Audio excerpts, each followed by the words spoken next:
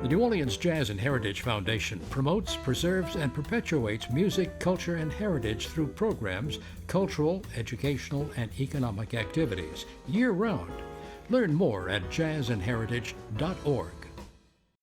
This program is brought to you in part by the Eugenie and Joseph Jones Family Foundation, a local foundation proud to support education, the arts, and culture in the greater New Orleans area.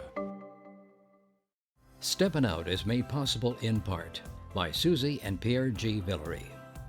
It happens here each week. We step out and enjoy our region's events and rich culture. We are proud to support WYES. Roll camera.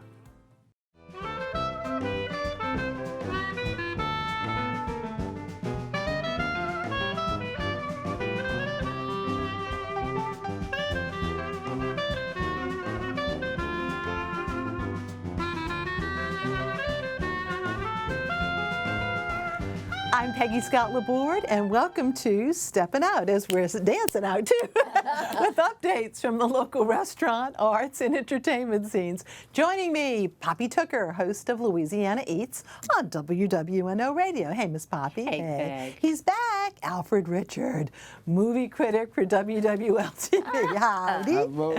Alan Smason, editor of the Crescent City Jewish News and theatercriticism.com. Hello. Hello. And it's been a while. Jessie Schott Haynes, managing director of the Helis Foundation, here to talk about some new additions to the Poydras Art Corridor that Helis has supported for many years. Welcome. Thanks Hello. for having me. Hi. Sure. Poppy, fried chicken on the menu. Well, who doesn't like fried chicken? And, you know, our friends at Louisiana Fish Fry have been busy exporting our culture nationwide through their chicken fry mix instead of fish. So they put on a nationwide search for the best fried chicken sandwich cooked by a home cook.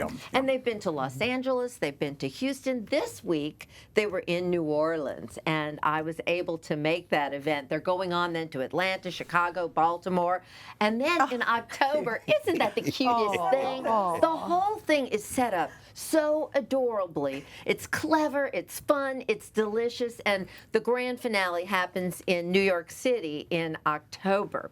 So there were all sorts of competitors. The takes on the chicken sandwiches were just outrageous. But the one that won was a fried chicken thigh marinated in garlic butter with homemade buffalo sauce, blue cheese crumbles, aioli, and pickled okra, mayo, lettuce, and tomato on, I'd like to point out, Leidenheimer bread. I think that gave him the edge because, instead of the brioche roll. Garlic butter. Yeah. It was delicious. And that's Colin Fontenot. He is our New Orleans grand champion.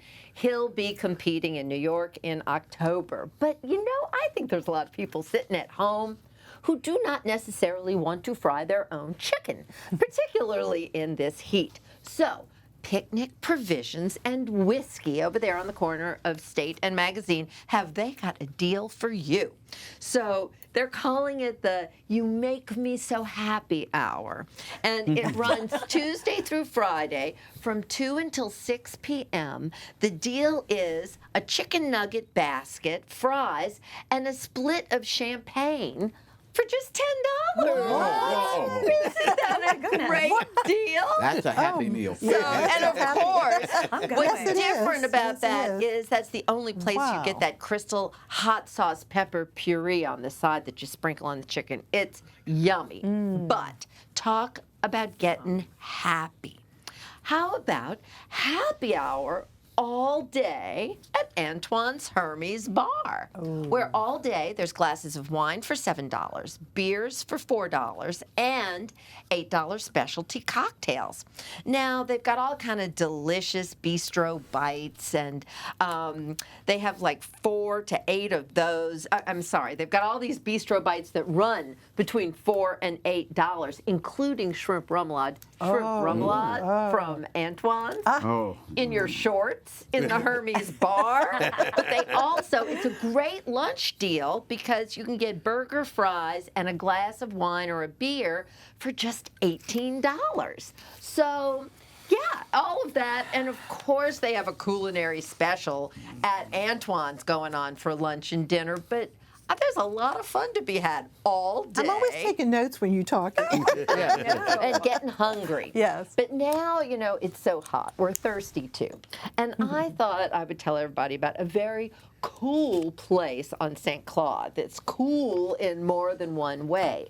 And this is Joaquin Rodas and Adrian Mendez of Bacchanal. This is their new endeavor on St. Claude. It's like across from the Galaxy, if you know where that is. And they are doing there for craft cocktails what they did at Bacchanal for wine. And the mastermind behind it all is Justin LeClaire, who also goes by the name of Juice. And a lot of people may know Juice from Bartonique, but he's creating this constantly changing cocktail menu and the cool factor. Now, let's look at some of these cocktails and the names.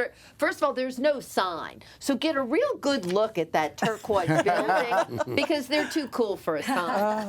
But what you're going to find inside, there's a cocktail called Under the Purple Rain. Hysterical. There's a Miss Vanjie, and that's a nod to RuPaul's Drag Race contestant, Vanessa Vanjie Mateo. But the one I really just had to go, really? Is a drink called Purse Hooks Are in Weird Places. Well, now these people are open until 2 a.m. It's quite a scene. It's very red in there. The vibe is Night Bloom Bar. DJ spinning vinyls and a kind of Miami Beach vibe. So if you need a little cool element in your life, head down to Night Bloom. And then it was such a success when they ran it earlier this summer that now at Porgy's Market, they're doing a second semester of their seafood school, their summer school for seafood. Next Tuesday, I'm very interested in their raw bar basics because we all love all the delicious raw seafood preparations in restaurants, but I'm kind of funny sometimes about thinking of serving it at home. They're going to help you jump that broom next Tuesday, and that's perfect in the heat. And then they also have a night that's the Lady Fishmonger night to learn how to break down whole fish. And then Joe Briand is doing a class that is red wine pairings with fish. So, and there's Marcus Jacobs. He's teaching the classes, and he's behind the counter when you go to Porgy's, and it's a great place to visit and let him cook for you and learn something too. Carrollton and Bienville. Very easy to find there. Okay, well, thank you so much, Ms. Poppy. And let's hear a little bit about actually some action on the movie production front, sir. That's true, Locally? Peggy. What has happened, of course, after the writers and actors strike settled, there was a period of time when businesses were starting to come back into production. And of course, now they're running into what we lovingly call New Orleans summer, meaning extreme heat.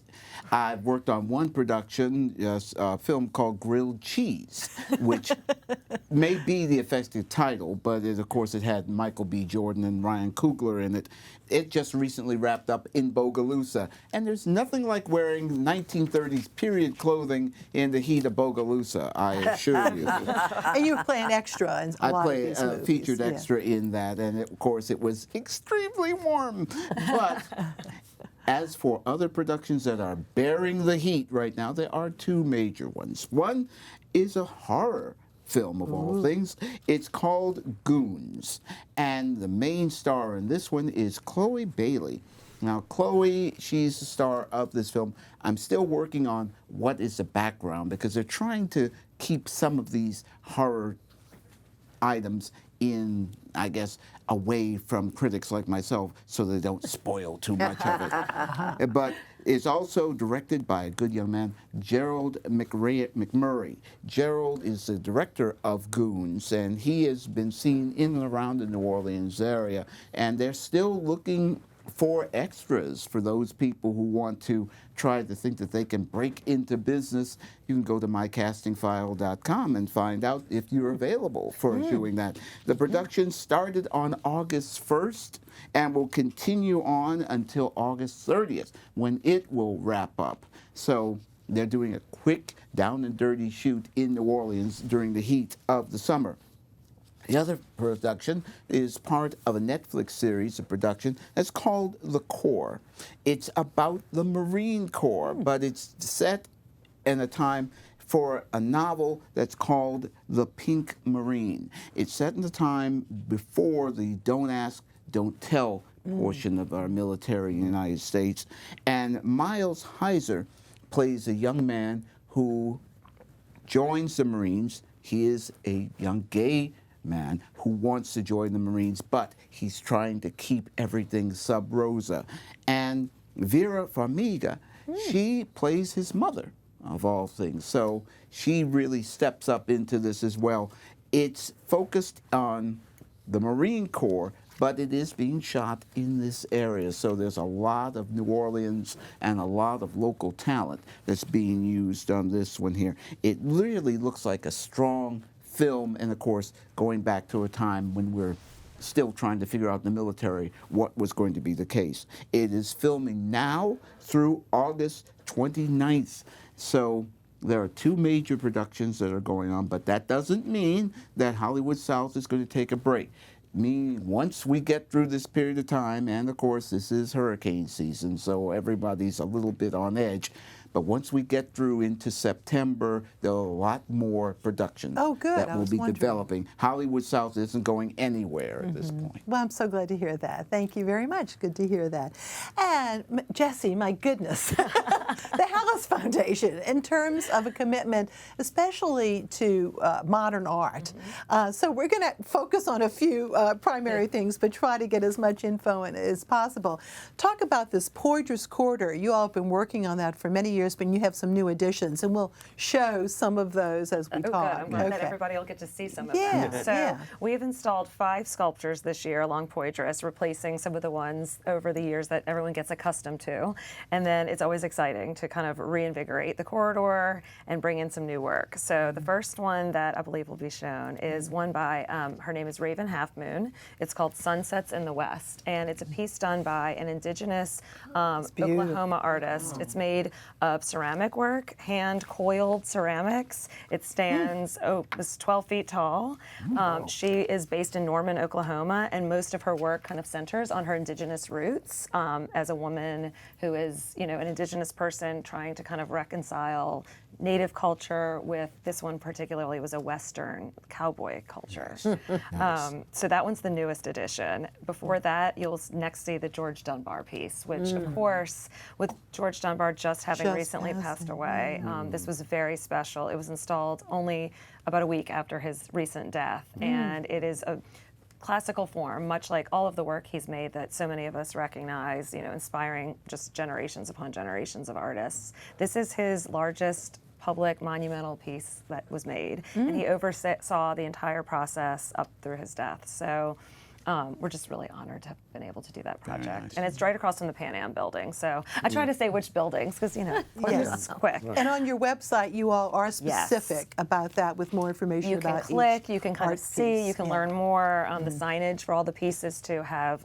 QR codes where you can click onto the QR code and see interviews with the artists and just learn more information. The next one is Parade. I'm looking at the pictures. It's Wyatt Kahn, and that one is across from what we call One Shell Square. I know it's now the Hancock Whitney building. Right. But we remember it as such. This is from a New York-based artist. He's young. He did this piece as a commission with the New York Public Art Fund, and it was most recently on view in Mexico City at the Diego Rivera Museum. So it was just exciting for us to be able to bring something that's kind of full circle back to the American South for the first time. And he primarily works with this large kind of Corten steel work. And you can kind of see, if you look, there's a little light bulb and a foot.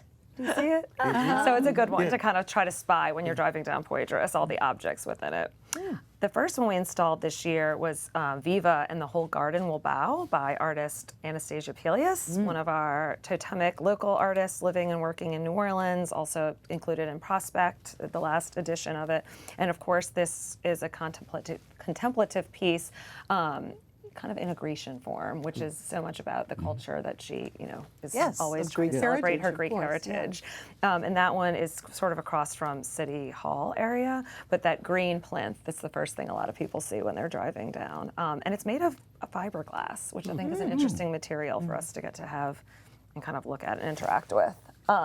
A very popular piece is this one, Poydras Corridor Polyhedra by Matt Scobie, who the Ogden team, who are the curators on this project, met him in Marfa, Texas, when there was a trip out to Marfa, population 2000. Where Giant was filmed. The movie Exactly, Giant. where Giant was filmed. And Matt Scobie is another just very young artist working in this large format. And so this piece was actually fabricated on the West Bank here in concert with Matt. And he came in a couple of times, but it's really special. If you look in between the sections, there's that really kind of luminescent lucite. So it's very beautiful. I mean, at night when you're driving down Poydras, this one's a special one. And it looks like we're about to show you a true classic that I think everyone knows and loves this one, the Ida Kohlmeyer Box of Artificial Flowers, which was taken out by Ida, ironically, and has recently, in the past year and a half, been reinstalled. It went back to her original studio assistant, who lives in Kansas, and who had worked on it the first time around in her studio in New Orleans. And it's been, conserved and now reinstalled because it was a sad day when it went down with Ida. But we're really happy that it's out. Yes, absolutely. I love these photos. And I know, so I'm enjoying them dramatic. myself. These are They're great. beautiful. We're to stay downtown for a moment because I just want to touch on a few other things that you all are so involved with. Is Unframed. I love murals. And I'm so glad that the St. Claude Corridor is enjoying a lot of murals, but to see downtown, and this is at the Louisiana Endowment for the Humanities, huh? This Yeah, one's look at special. that. This is on the side of the John Scott Center, which is located is inside also of the what you all Louisiana do. Endowment for Humanities building. And it's very cool because his son, Io Scott, did this mural. And it depicts, a lot of the John Scott sculptures across the city. And when we say John Scott Center, I mean, it certainly is, it's a mini museum for John Scott, who was such an incredible teacher, and sculptor in so many forms, but also folks can go there and have talks and all kinds of different events and exhibits. It's very special. I mean, we think of it as a community center and kind of an artistic experience because there's so much programming and activities that you can interact with the life of John Scott. Okay. The other thing I want to chime in, because I think many of us probably have benefited from this, that at certain cultural entities, you get to go for free. Like example, NOMA, Wednesdays, it's free because of you all. The CAC Sunday, children's, Ogden on Thursdays. Yes. And once a month on a Saturday, or Sundays rather, a children's museum. You got so you have to go to the and the go to Botanical website. Garden too, which is on the same day as NOMA. So you can do a little Oh yeah, trip. the You can walk Botanical from Garden NOMA right too. to the Botanical Garden. So anyway, for so many reasons, we I'm so happy you appreciate brought that up. That's our absolutely. Art for All program. Absolutely, thank you. thank and you. moving over to We start This off with a guy. little bit of sad news. It was really the sudden passing of Keon Denise Davis, really highly regarded director, a woman of color. Really sent shockwaves last week through the theater community. Not only was Keon a director, she was also an actor on stage. She was in Sisters at the JPAS Teatro Ouigo and in costume as the dragon in Shrek by JPAS. She not only worked in theater, she was also with the New Orleans Opera Association, a director of great renown. Keon directed Sweet Potato Queens, the comedy musical that was based on the life of Jill Connor Brown, with music by none less than Melissa Manchester. Here's a photo I took of Keon and Melissa on the right, and of course Jill Connor Brown in all of her splendor on the left. Again, we are so sorry to see her go. A celebration of Keon's life will be held at the Old Franklin Baptist Church on Franklin Avenue a week from today, Thursday the 15th. Services will follow a 2-hour visitation with no viewing after that. And again, we're sorry to see her go. Okay. Now, before we move on to what's coming up in the local scene. I just wanted to make sure that I acknowledged and gave credit to what was an amazing production of Pippin, put on by Summer Lyric Theater at Tulane last week. It was fantastic to really see a well-crafted and honed show, to see my friend Jeanne Buisson take on the role of Fastrada to Michael John Smith's Charlemagne. I was also a return for Jeanne, as she had actually directed both Stephanie Toop's Aubrey and E.J. Daring in Beautiful in her debut as a director at Le Petit. Stephanie and E.J. played Catherine and Pippin, respectively. And of course, Chase Kamada, New Orleans music royalty, played the lead player. She was performing to a T, and of course she's right here with Jeanne. A big shout out to Diane Lala, who directed and choreographed Pippin about as splendidly as I could ever expect. And it's glad to see she's on the mend. Of course, she's preparing for what she says will be her final year at the Cincinnati Conservatory of Music. Now, this coming week, we will find out who is the next stage door idol, because we already know week number 1 was Noah Lanier. We know that week number 2 was Elizabeth Lowry, and we know number 3 week was Elizabeth Gisclair. But in a surprise last week, we had 2 co-winners that were picked. Cantor Rebecca Garfine from Temple Sinai, and Lloyd Meekins, who's already been on stage at BB's. He also tied her. So there is going to be, by the way, a surprise wild card who got at least one of the judges' votes earlier that will be announced at showtime. I look forward to seeing how this all turns out. The finals for Stage Door Idol on Tuesday, August And you're still the 13th. a judge, right? Well, no, actually, You're done? on this final, it's just strictly 4 judges. And one of them will be Leah Chase, but normally they have Leah Chase singer. and several other The people. daughter of, Lena Prima has done it. Scoot has done it. Several other people, but we will see what we will see. But it's only judges this time. No audience participation. So as many of you may have known, you came and supported your candidate. Not anymore. It's up to the judges to decide this one. Right. Meanwhile, across town, Gary Rucker is taking the wraps off of Pageant. It's a beauty contest like few others, in which the ladies are played by men. It's playing at the smaller Lanyap stage. Tickets are general admission. The show opens their 2024-25 season and runs this weekend. And next, again, that's going to be at Rivertown. And then across the lake at Cutting Edge Theater, they're dusting off an old chestnut, The Odd Couple, by Neil Simon. That's a great idea. And they're going to have the curmudgeon role of Oscar Madison played by Steve Cefalu. And James Hartman will be playing, of course, the beleaguered neat freak Felix Unger. It opens tomorrow night and will be playing on Sundays as well, because normally they don't open on Sundays. So that's a change for them. Sundays at 2 o'clock. Meanwhile, Charlie Carr and Elizabeth McCoy were very good sports on Monday night when I welcomed them to the NOLA Theater talk show as the Dubois sisters. I kept them in character as Blanche Dubois and Stella Kowalski. Both of them are appearing, of course, in the well-received Streetcar Named Desire, now in a second extension from the Tennessee Williams Theater Company at the Marigny Opera House. Again, you can check the archive show on either the NOLA Theater Folk Facebook group, the theatercriticism.com Facebook page, or my own YouTube channel. And again, I hope you all check that out. We have a lot of good things that are there that are archived. You'll be able to see. Right. Thank you so much. Time for Picks, Poppy. Well, we've talked culinary and all those bargains. The best bargain in town is still temperature lunch at the Palace Cafe. Where, it's so hot now, so the prices are climbing. But yesterday it was 99 degrees. So lunch today was $9.90, and that was seared tuna, sautéed green beans, and a peach salsa for $9.90. That's a good deal. How does Dickie do it? Good question. But that tradition started a long time ago I when think tea was originally it might be 30 part years of the old. palace. Yeah, I it's love that over they've 30 years continued. old. Traditions. I It's a love that. community service. It's a trust me. community service. That's right. Alfred. Well, that's a great way to beat the heat and get something to eat. All right, that was a line. At the Britannia Uptown, it's one of my favorite classics, Claudette Colbert in The Palm Beach Story, directed by Preston Sturges. And not only will you get to see the film on Saturday, August 11th, and Wednesday, August 14th at 10 a.m., you get the musical stylings of Phil Malawson, who'll be playing the piano on there as well. So you get 2 shows for the price of 1. Okay, great. Jessie.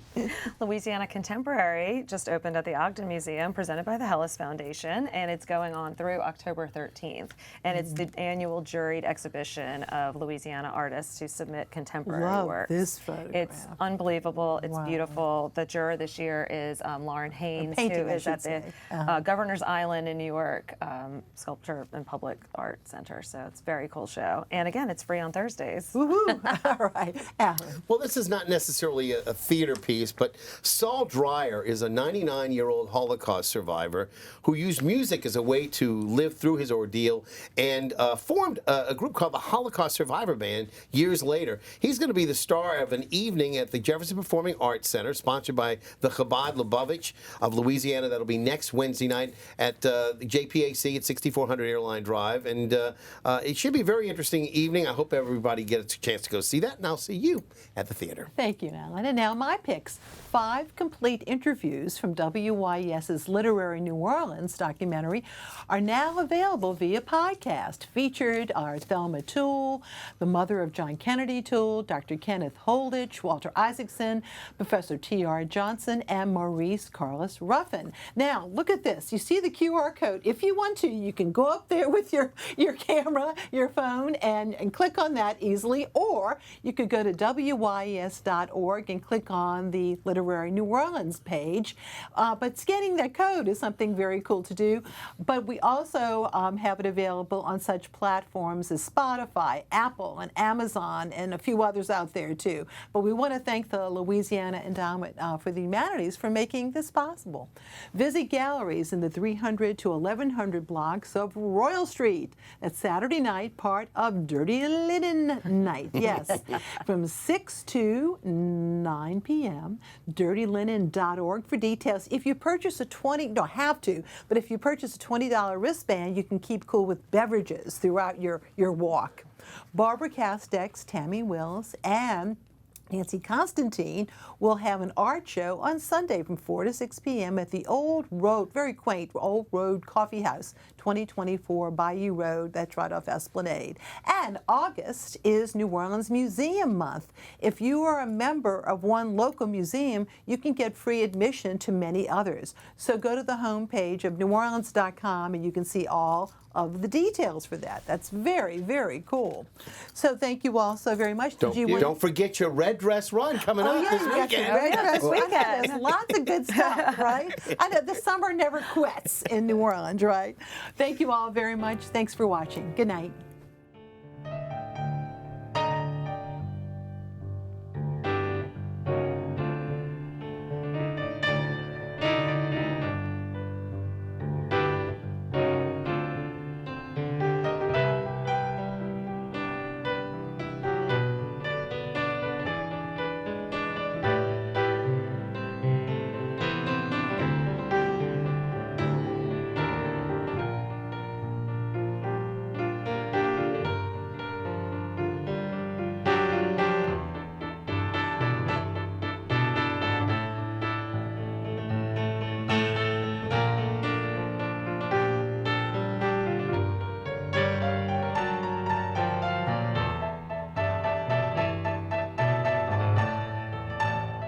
Programming on WYES is made possible in part by Susie and Pierre G. Villery.